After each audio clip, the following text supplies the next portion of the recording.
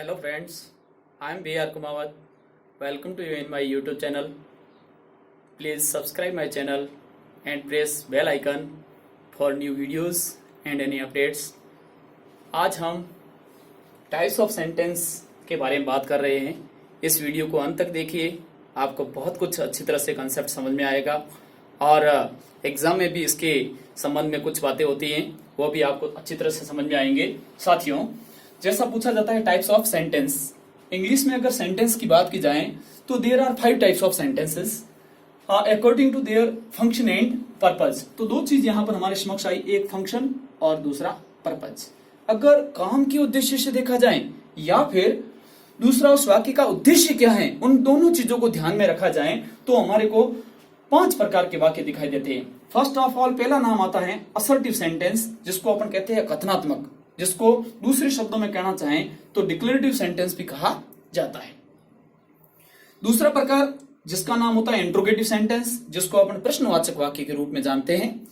अगला नाम है इंपेरेटिव सेंटेंस, जिसको हम आज्ञार्थक वाक्य कहते हैं.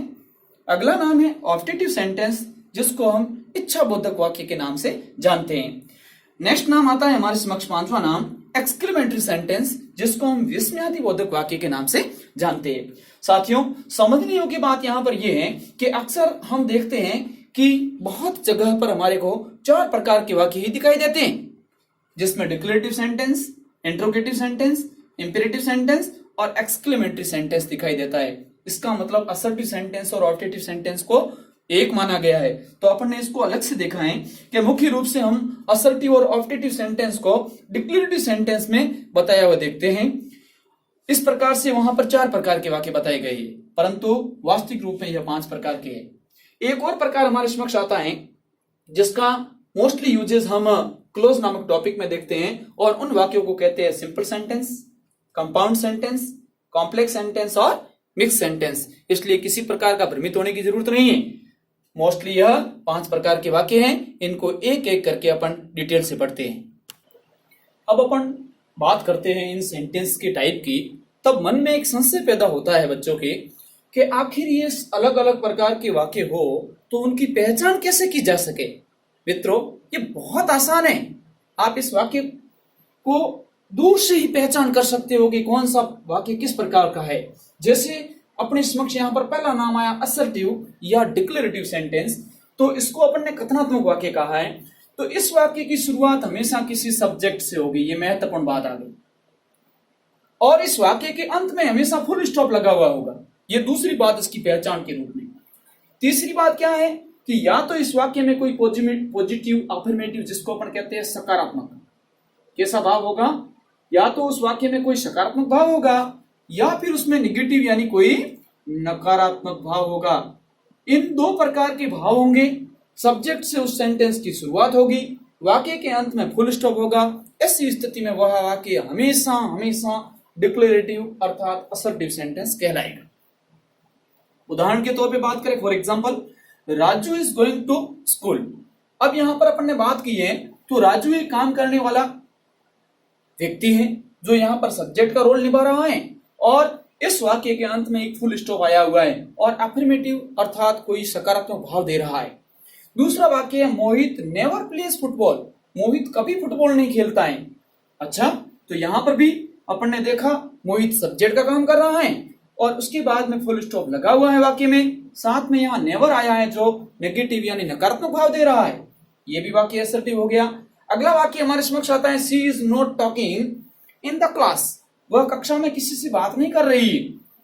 यहां पर वाक्य के रूप में देखें तो सी सब्जेक्ट का काम कर रहा है और वाक्य में नोट आया हुआ है यानी नकारात्मक भाव दे रहा है. ऐसी स्थिति में यह वाक्य फुल स्टॉप लगा हुआ होने के कारण असर्टिव सेंटेंस हो गया. अब अपन आगे बढ़ते हैं. दूसरा प्रकार हमारे समक्ष आता है इंट्रोगेटिव सेंटेंस. तो इसमें भी कोई परेशान होने की जरूरत नहीं है. इस प्रकार के वाक्यों की शुरुआत हमेशा किसी WH वर्ड से होगी. ये पहली पहचान होगी. और दूसरी पहचान होगी इसमें ऑक्सिलरी वर्ब्स लगी हुई होती है. अब हमारे समक्ष प्रश्न पैदा हो गया कि ऑक्सिलरी वर्ब्स क्या होती है. इसको आपको डिटेल से समझाएंगे और बहुत आसान तरीके से, कभी भूलोगे भी नहीं. तो ऑक्सिलरी वर्ब्स से शुरुआत होती है और इस वाक्य की और पहचान क्या है, वाक्य के अंत में मार्क ऑफ इंट्रोगेशन लगा हुआ हमेशा होता है, यानी उस वाक्य के अंत में प्रश्नवाचक चिन्ह होता है. तो प्रश्नवाचक चिन्ह भी उसकी एक बहुत बड़ी पहचान है जो सेंटेंस के अंत में लगा हुआ इस प्रकार से हमें मिलता है। चलिए आगे बढ़ते हैं, हम एग्जाम्पल देखते हैं। फॉर एग्जाम्पल बात करें तो what are you doing, sentence के अंत में मार्क ऑफ इंट्रोगेशन लगा हुआ है, सेंटेंस की शुरुआत WH वर्ड से हुई है, इसका मतलब यह वाक्य हमेशा कैसा होगा, इंट्रोगेटिव सेंटेंस होगा। दूसरा वाक्य हमने देखा हाउ आर यू, आप कैसे हो, वाक्य के अंत में मार्क ऑफ इंट्रोगेशन लगा हुआ है, वाक्य की शुरुआत WH वर्ड से हो रही है, इसलिए यह वाक्य हमेशा क्या होगा, इंट्रोगेटिव होगा। अगला वाक्य है डू यू स्पीक इंग्लिश, क्या आप इंग्लिश बोलते हैं, इसमें सेंटेंस की शुरुआत डू से हो रही है जो कि ऑक्सिलरी वर्ब का काम कर रही है और सेंटेंस के अंत में मार्क ऑफ इंट्रोगेशन लगा हुआ है, यानी यह वाक्य भी इंट्रोगेटिव होगा। अगला वाक्य अपन देखेंगे are you going to market, क्या आप बाजार जा रहे हो, ऐसी स्थिति में सेंटेंस की शुरुआत ऑक्सिलरी वर्ब से हो रही है, सेंटेंस के अंत में मार्क ऑफ इंट्रोगेशन लगा हुआ है, ऐसी स्थिति में यह वाक्य इंट्रोगेटिव होगा। नेक्स्ट सेंटेंस है कैन आई हेल्प यू, क्या मैं आपकी मदद कर सकता हूं, इस वाक्य को भी गौर से देखो तो कैन एक ऑक्सिलरी वर्ब है और सेंटेंस के अंत में मार्क ऑफ इंट्रोगेशन है, इसका मतलब यह वाक्य भी इंट्रोगेटिव सेंटेंस होगा।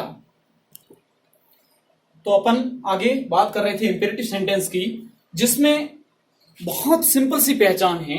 इस वाक्य की शुरुआत देखें तो हमेशा मेन वर्ब की फर्स्ट फॉर्म से शुरुआत होती है और इसके अंदर या तो रिक्वेस्ट का भाव होगा अर्थात किसी अनुरोध का भाव होगा, या कोई ऑर्डर अर्थात आदेश का भाव होगा, या किसी प्रकार का कोई प्रॉमिस होगा, वादा होगा, या सजेशन सुझाव, इस प्रकार के भाव इस वाक्य में निहित होंगे। और वाक्य के अंत में देखेंगे तो हमेशा फुल स्टॉप लगा मिलेगा। परंतु खास बात ये क्या कि इस प्रकार के वाक्य की शुरुआत मेन वर्ब की फर्स्ट फॉर्म होने के बावजूद इस प्रकार के वाक्य में सब्जेक्ट के रूप में यू हमेशा छुपा हुआ रहता है और वह अपने आप में अंडरस्टूड माना जाता है। एग्जाम्पल के तौर पे अपन बात करें, जैसे ये शब्द है फायर, अपने आप में ये कंप्लीट सेंटेंस है फायर, या फिर किसी ने कहा गो, ये कंप्लीट सेंटेंस है। कैसे कि you are order to go, आपको आदेशित किया जाता है जाओ, इसका मतलब इसमें ऑर्डर का भाव है। ये केवल मेन वर्ब की फर्स्ट फॉर्म है परंतु पूर्ण रूप से यह एक कंप्लीट सेंटेंस भी है। अगला सेंटेंस है टेक मेडिसिन रेगुलरली, यह दवाई नियमित रूप से लेना, इसका मतलब इसमें सजेशन का भाव है। कम है, इसमें एक ऑर्डर का भाव है। प्लीज हेल्प मी, यहां पर शब्द तो अपने को प्लीज दिख रहा है पर मूल सेंटेंस हेल्प से शुरू हुआ है, प्लीज, जो कि इसमें एक रिक्वेस्ट का बोध करा रहा है। स्टॉप राइटिंग, यहां पर एक कमांड का भाव है, ऑर्डर का भाव है। Do not play on the road, देखो कितनी गजब की बात आई है कि डू से सेंटेंस शुरू हुआ है, वाक्य के अंत में फुल स्टॉप लगा हुआ है। मित्रों यहां पर डू मेन वर्ब की फर्स्ट फॉर्म है, मेन वर्ब की फर्स्ट फॉर्म है। कैसे कैसे कि प्ले यहां पर मेन वर्ब का काम कर रहा है, डू नॉट यहां पर हेल्पिंग वर्ब का काम कर रहा है। ऐसी स्थिति में जब वाक्य को नेगेटिव बनाया जाता है, नकारात्मक भाव दिया जाता है, तो इंपेरेटिव सेंटेंस हमेशा डू नॉट से या डोंट से शुरू होता है। देखो अगला सेंटेंस है don't pluck flowers in the garden, फूल बाग में मत तोड़ो, रोका जा रहा है। तो वाक्य डोंट से शुरू हुआ या डू नॉट से शुरू हुआ, do not play on the road, सड़क पर मत खेलो। तो ये जो बातें आई हैं जिसमें डू नॉट या डोंट से वाक्य की शुरुआत होती है, तो उसमें कोई मनाही का भाव होता है, प्रोहिबिशन का भाव होता है, जो इंपेरेटिव सेंटेंस का पार्ट माना जाता है। अपन बात कर रहे थे ऑप्टेटिव सेंटेंस के बारे में। इस प्रकार के वाक्यों की विशेष पहचान होती है। क्या पहचान होती है कि इस प्रकार के वाक्यों में या तो कोई विश का भाव होता है, या डिजायर का भाव होता है, या ब्लेस का भाव होता है, या प्रे यानी प्रार्थना का भाव होता है, या कर्ष जिसको अपन कहते हैं शाप। इस प्रकार का भाव कोई न कोई विशेष रूप से होता है और अधिकांशतः इस प्रकार के वाक्य की शुरुआत हमेशा में से होती है और इस प्रकार के वाक्य के अंत में एक्सक्लेमेटरी सिंबल जिसको विस्मयादिबोधक चिन्ह कहते हैं लगा होता है। जैसे एग्जाम्पल की बात करें तो फर्स्ट एग्जाम्पल है मे यू लिव लॉन्ग, भगवान आपको दीर्घायु रखे, आशीर्वाद के तौर पे कहा जाता है। अगला एग्जाम्पल है मे गॉड ब्लेस यू, भगवान आपका भला करे, या फिर may you get success in your exam, भगवान करे आप अपने एग्जाम में सफल हो। तो इस प्रकार की कोई दुआ की बात होती है। या फिर wish you a happy journey, कहीं यात्रा पर जा रहे हैं तो आपको कोई विश कर रहा है। और कभी कभी बुरा कर्म करने पर कोई शाप भी दे देता है और कह देता है may you go to hell, कि तू बुरे कर्म करने के कारण नरक में जाए। तो इस प्रकार की दुआ अच्छी हो या बद दुआ हो तो उसका प्रयोग हमेशा ऑप्टेटिव सेंटेंस में किया जाता है। अगली बात आती है पांचवा प्रकार एक्सक्लेमेटरी सेंटेंस का। बहुत सिंपल, दूर से पहचान। इसमें विशेष करके कोई सडन एक्टिविटी यानी अचानक कोई गतिविधि होती है या फिर स्ट्रॉन्ग एक्सप्रेशन, एक बहुत अलग प्रकार का भाव उसमें दिखता है जो सरप्राइज का हो सकता है, इमोशन का हो सकता है या फिर कोई दुख का हो सकता है, सौरव का हो सकता है। इस प्रकार के एग्जाम्पल की शुरुआत अपन देखते हैं तो वर्ड से हो सकती है, हाउस से हो सकती है या ओ अल्लाह, ये दुख की बात है, हुर्रा सरप्राइज की बात है, वाओ ए, या फिर अमेजिंग या एक्सीलेंट या फंटास्टिक। इस प्रकार के अलग अलग एक्सप्रेशन के माध्यम से होती हैं। अपन एग्जाम्पल की बात करें तो first example, what a cute baby it is.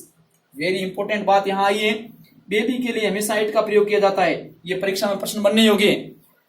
तो what a cute baby it is यानी बच्चा कितना सुंदर है, भले मैस्कुलिन है भले फेमिनिन है, यहां पर कोई बेबी के ऊपर लिंग का प्रभाव नहीं पड़ता, भले ही बच्चा लड़का हो या लड़की। अगला वाक्य है how beautiful this city is. कभी शहर देखते हैं, देख करके चकित रह जाते हैं तो मुंह से शब्द निकलता है how beautiful this city is. तो इस प्रकार व्हाट्स या हाउ से जो वाक्य शुरू होता है उसके अंत में एक्सक्लेमेटरी सिंबल लगा होता है, परंतु hurrah we have won the match तो इन शब्दों के साथ लगे हुए होते हैं, हुर्रा के साथ लगा हुआ है, यहां पर एंजॉय की बात हो रही है। तो इस प्रकार के बहुत से अपन एग्जाम्पल देख सकते हैं। जैसे बात करें अमेजिंग यू गेट सक्सेस या फिर excellent you are really a good boy, या फिर अपन बात करें कोई दुख की बात हो, अल्लाह शी इज नो मोर, किसी के देहांत पर यह चीज कही जाती है। तो ये सारी बातें अपन ने एक टाइप्स ऑफ सेंटेंस के बारे में की है। वाक्य के अंत में अपन ने हर प्रकार की पहचान देखी है। मैं कहना चाहूंगा सभी साथियों से कि आप कमेंट बॉक्स में अपना कमेंट डालें, वह मेरे लिए एक रीइंफोर्समेंट का काम करेगा। मुझे आपके कमेंट का इंतजार रहेगा।